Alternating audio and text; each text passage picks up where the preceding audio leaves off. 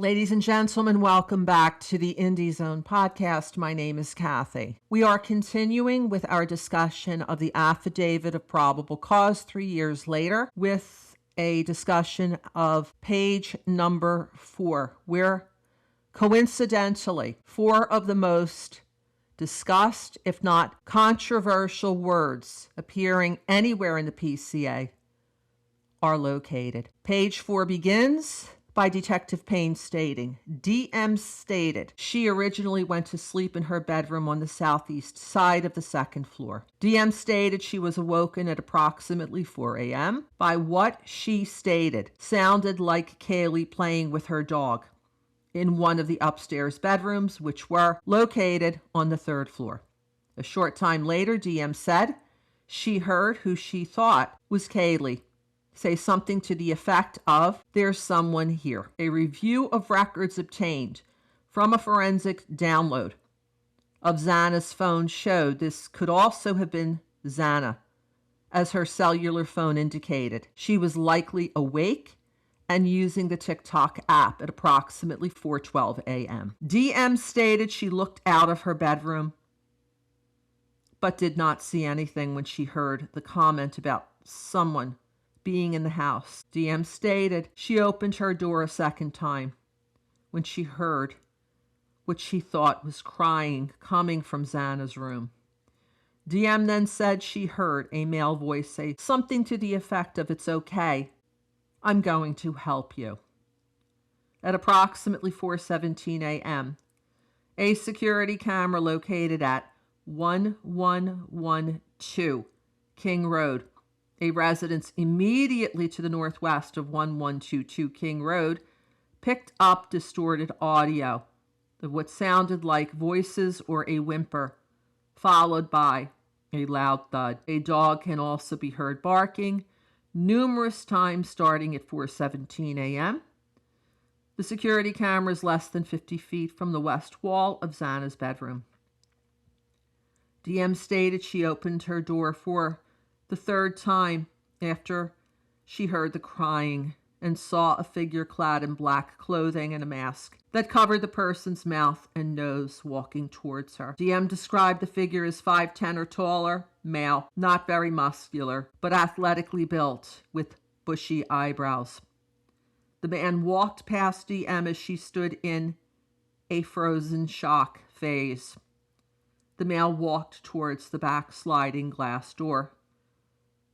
And we're going to conclude here because the next few words go into page number 5. We'll continue on in our next episode. If I could provide some commentary, some opinions, pure speculation, rhetorical questions, completely provided pursuant to the First Amendment to the United States Constitution. First, it appears that Detective Payne has interjected his own personal commentary atop what the witness DM has stated.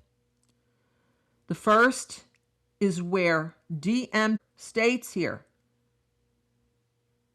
that the words, "There's someone here," are not coming from Kaylee, but might have also come from Xana. DM is not saying here that Xana said those words. It is Detective Payne who's interjecting his thought, even though he apparently was not present at that time and is testifying here in the sworn PCA as to DM's testimony. Secondly, where further down, DM states that this person that she saw had bushy eyebrows. This appears to be Detective Payne once again interjecting his personal opinion. Because if you were to watch and listen to the interviews of DM from November 13th, 2022, the first one occurred just outside of 1122 King Road, and it was conducted by MPD Officer Mitch Nunez several minutes after his arrival on scene as the first responding MPD officer. Second interview occurred a little bit later on at the Moscow Police Department station, and that was conducted by Officer Mallory, and at no time did DM say that the person she saw had bushy eyebrows. It is later on in this PCA we will learn that after Detective Payne looked at a photograph from Mr. Kohberger's driver's license, that he said it appeared Mr. Kohberger had bushy eyebrows. Now, what bushy eyebrows are to Detective Payne might be different to what the witness DM might think of as being bushy eyebrows if she had ever testified that this person had bushy eyebrows. Now, why I suggest that the interviews of November 13th are the most critical is because they happened as close to when these events DM is testifying to occurred. There would be another interview or interviews later, but that's more remote in time from November 13th, 2022 at 4 a.m. or shortly thereafter when DM is testifying as to what she saw, what she heard inside the house. And then finally, where it says here, the very discussed, possibly controversial words of a frozen shock phase.